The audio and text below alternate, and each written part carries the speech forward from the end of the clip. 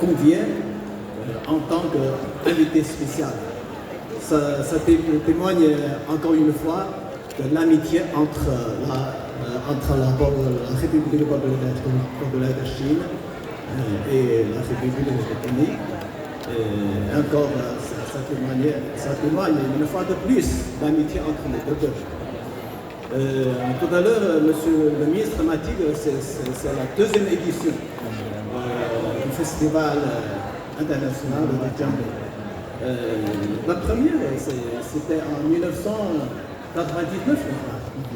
Alors, je pense que c'est une très bonne initiative. La Guinée est très riche en culture.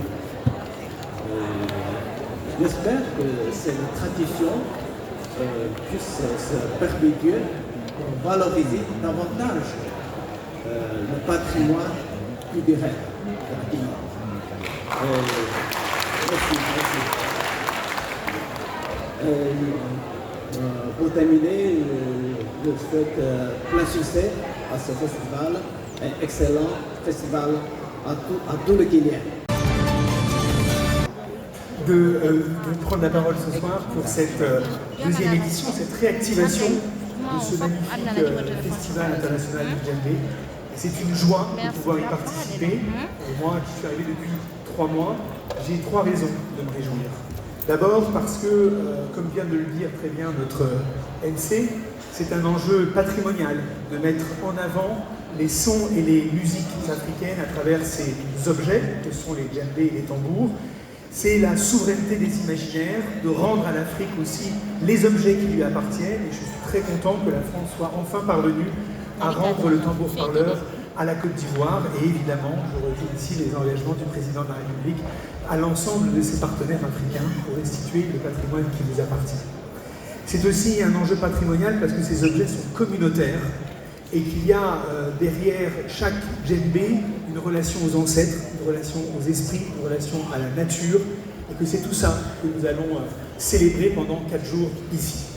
La deuxième raison de me réjouir, c'est que je suis ici modestement à la tête d'une équipe France qui est assez nombreuse et qui a choisi, grâce à vous, et je vous remercie encore de nous avoir donné ce titre d'invité d'honneur, d'avoir invité la France à accompagner ce premier festival avec son ingénierie culturelle. Et je voudrais remercier ici tout particulièrement Nuit Métis et son directeur Marc Ambrodiani, sans qui rien n'aurait été possible. Donc merci à lui et à ses équipes. Il y a aussi tous les artistes français qui vont se produire pour hybrider leur son au son africain. Et c'est toute la France dans sa diversité, puisqu'il y a même un groupe qui vient de la Réunion, qui est aussi en marge de l'Afrique. C'est aussi évidemment tous les professionnels de la culture qui sont ici, des industries culturelles, que ce soit Babel Musique, que ce soit RFI avec son directeur chargé des musiques, que ce soit évidemment Festival Bizarre, et puis aussi la Fiche Belle de Mai. Voilà, c'est tout ça qui est ici avec nous ce soir pour vous accompagner, pour être au plus près des besoins de la Guinée. Et puis il y a notre équipe France locale et notre bien commun, Monsieur le Ministre, le Centre culturel franco-guinéen, qui est notre trésor, qui prospère et qui doit continuer d'offrir à la jeunesse de ce pays les opportunités de la culture.